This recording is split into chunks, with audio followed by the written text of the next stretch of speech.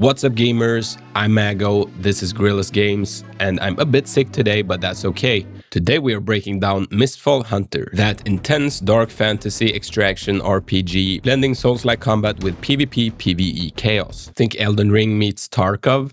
If you're new to a game, some mechanics aren't covered in depth, so I'll walk you through everything a beginner needs to know in order to play this game efficiently. And remember, if any of these tips help you out, make sure to like and consider subscribing. Now let's get into it. Classes. Mistfall Hunter has 5 classes to pick from. To start, you will only be able to make 3, but if you upgrade your Gyldenblod, you will be able to get a total of 5. But don't sweat it, you can create multiple characters without losing progress on others. Mercenary is your tanky melee powerhouse, you know, the basic.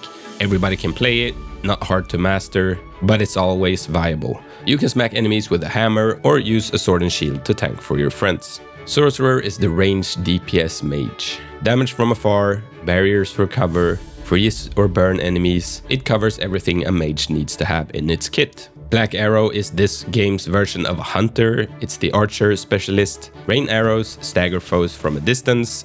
The perfect class for anyone who likes to kite and outsmart their enemies from a distance. Shadow Strix is the rogue stealth class. Go invisible, ambush for massive damage, drain stamina or block healing on targets. It has everything that a rogue needs in its kit, basically.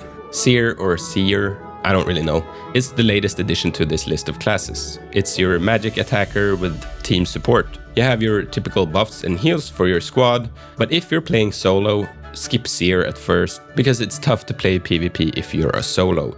Chances are you'll just die a bunch and lose all of your stuff in the beginning, thus making you not want to play the game anymore. Trust me, I've been there. Menus and UI. After picking your class and naming your character, you'll hit a tutorial, solid for basics like combat and extractions. Then, instead of the main hub screen that we had in the last beta, this time the character hub is an actual area that you can walk around in. You can interact with the shop, the warehouse, the auction house, the blacksmith, so on and so forth. But even though you can walk around in this hub, you can also use the menu to navigate through the hub quicker. So you got the main currency, the Gyldenblod. From here you can see your skills, your talents, and also the materials you need in order to upgrade each part of the camp. Let's just walk through it really quick. Now, journey and quests.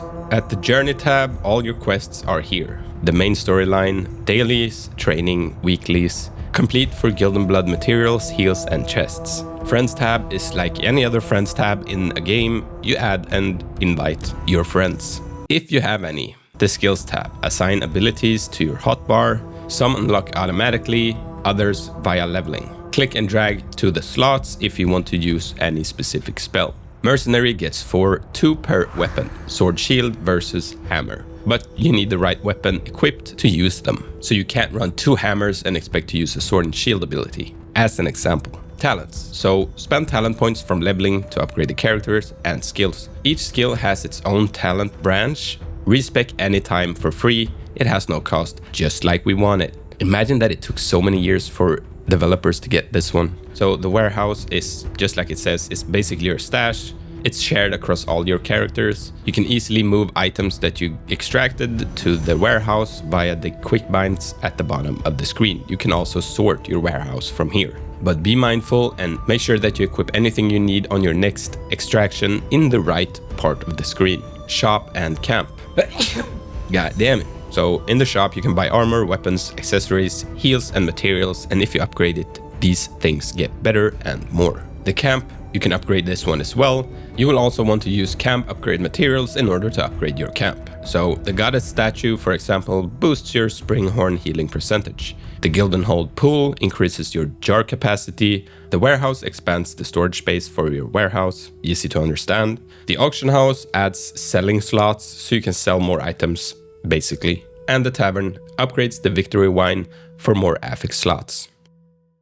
The auction house and the leaderboards. So the auction house you can sell and buy from other players, basically like any other auction house if you played WoW, for example. So you can sort by type, rarity, or affixes. And you also have this tab right here where you can see the history of what you have sold and what you have bought. The leaderboard will show you the top PvP killers, the richest players, and the boss slayers. Characters and affixes. You'll find affixes on your armor, so weapons, rings, necklaces, anything. These items will automatically boost like health, attack, etc. Rarities, we have the damaged rarity, the common, the rare, the excellent, the epic, and the legendary. If you played any game with rarity on items, it basically works the same. Rare plus items will get affixes, and higher rarity means more affixes. If you get an excellent weapon, it will have one more affix. Or the slots up in the right corner here are the ones that you use for heals and throwables. So things that you will want to bring into your extractions. Any affixes you have on your items, so let's say you have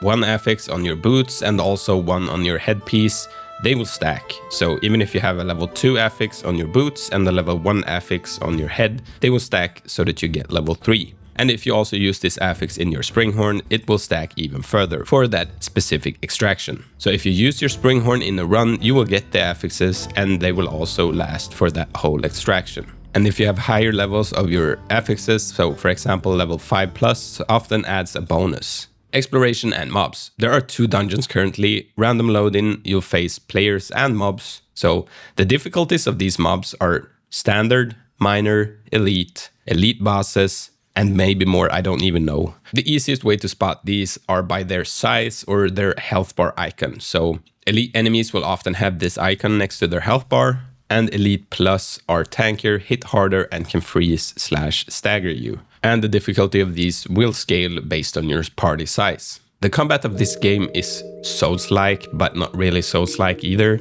So you don't really have a sprint, you just have dodges, but the dodges have charges based on your class/situation. Mercenary is actually a good example.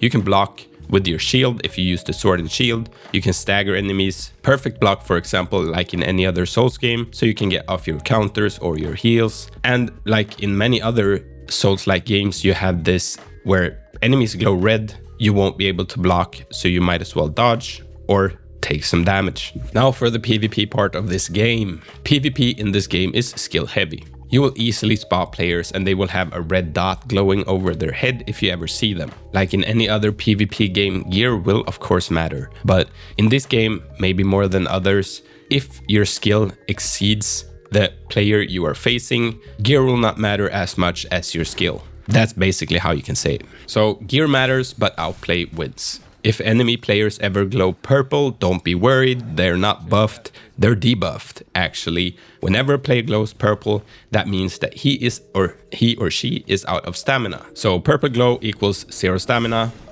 they can't do heavy attacks, they can't dodge. Looting is simple, but keep in mind that you share loot in this game. So if you ever party up with some randoms, make sure to grab everything you can because they will otherwise. So you need to kill mobs or players or open chests or smash crates or vases in order to find loot. If you ever find a purple locked chest, you need to kill nearby marked enemies first in order to open this chest. Trying to open it will actually lead you to them or the specific enemies that you need to kill in order to open that chest. That's a tip for you. There are actually some hazards in the fortress as well, so you have this mist thing that if you walk through it, you will take damage. If you hit the head in the middle of it, you will remove the mist temporarily and you will be able to walk through. You have these jump pads, like white rings. If you step into them, you can press F to jump and it will launch you to a different location. You also have these purple portals. If you stand next to them, you can look at the minimap and you can see exactly where it will take you if you press teleport. The mist closing in is like a Fortnite Battle Royale night rain mechanic. You stay out or you take stacking damage. If you ever hear a bell during your extractions, well, it's probably a woodling's bell. And if you see the blue indicator radiating from somewhere around you, you will want to try to move towards it most often. Because if you kill it, you will be able to get up to 3 bells depending on your party size. And if you equip one and press H, it will open an exit portal. You will not lose anything on your way out and you will be able to stack everything in your warehouse. Don't forget to leave a like on your way out, consider subscribing, and I will see you guys in the next video. Peace.